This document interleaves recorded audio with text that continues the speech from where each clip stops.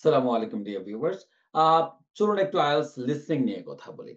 তো IELTS listening এ কত রকমের প্রশ্ন আসে এক্সামে, এটা নিয়ে আমরা অনেক ধরনের কনফিউশন এ থাকি। তো আমি আইএলটিএস এর আ লিসনিং এ যত ধরনের প্রশ্ন আসুক না কেন, এটাকে আমি মোটা দাগে ২ ভাগে ভাগ করি। তো একদিকে হচ্ছে আপনার ফিল ইন দ্য ব্ল্যাংকস, যেখানে আপনার সেটাকে আপনি অনেক নামে দেখতে পাবেন। হয়তোবা তারা এটাকে বলবে কমপ্লিট দ্য নোটস অথবা ফ্লো চার্ট, আ ফর্ম, টেবল অথবা সেন্টেন্স কমপ্লিশন। তো আপনি যেই নামেই ডাকেন না কেন, আপনি অনেকগুলো fill in the blanks পাবেন। এটা হচ্ছে এক ভাগে আপনি এভাবে চিন্তা করতে পারেন। তো আরেকদিকে হচ্ছে আপনার choose the letters, যেদিকে আপনি পাবেন হচ্ছে এমসিকিউ। এমসিকিউ আপনাকে ১ টা উত্তর নিতে হবে এরকম পাবেন আপনি। অথবা আপনি ২ টো উত্তর নিতে হবে এরকম এমসিকিউ আপনি পাবেন। রাইট?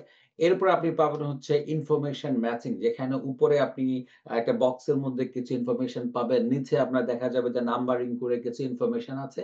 আপনাকে ইনফরমেশন গুলোকে ম্যাচ করতে হবে। রাইট? আর ফাইনালি আপনি পাবেন হচ্ছে ম্যাপ লেবেলিং, যেখানে আপনি একটা ম্যাপ দেখবেন অথবা একটা ডায়াগ্রাম আপনি দেখবেন। আ আপনাকে সেটাকে আপনি বিভিন্ন লেটার ইউস করে আপনাকে এটা লেবেল করতে হবে যে কোন জায়গায় কি আছে, এগুলো আপনাকে স্পেসিফাই করতে হবে। তাহলে এই মোটা দাগে যদি আপনি ২ ভাগে আইএলটিএস এর লিসনিং এর কোয়েশ্চেন টাইপস গুলোকে আপনি ভাগ করে আপনি প্রিপারেশন নিতে থাকেন, আই হোপ আপনার পুরো ব্যাপারটা লিসনিং কে আপনি কিভাবে অ্যাপ্রোচ করবেন, এক্ষেত্রে ইনফরমেশনটা অনেক বেশি আপনাকে হেল্প করবে।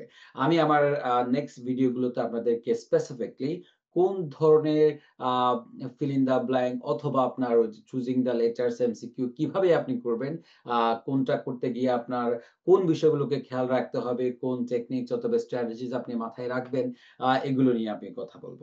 ভালো থাকবেন সবাই। আসসালামু আলাইকুম।